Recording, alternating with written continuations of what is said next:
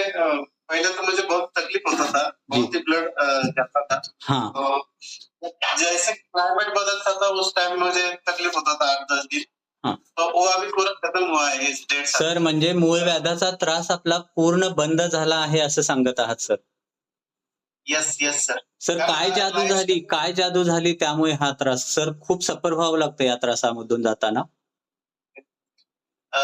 याच्यासाठी lifestyle change करणं खूप गरजेचं आहे. लाईफस्टाईल डिसीजच आहे ही. आपलं खानपान आणि अवेळी खाणं, अवेळी झोपणं या गोष्टींमुळे हा त्रास होत असतो आणि काही पण खाणं बाहेरचं जे आपण खातो जे आपल्याला आरोग्याला खूप हानिकारक आहे ते जे खाणं बंद केलं त्याच्यानंतर चहा बंद झाला.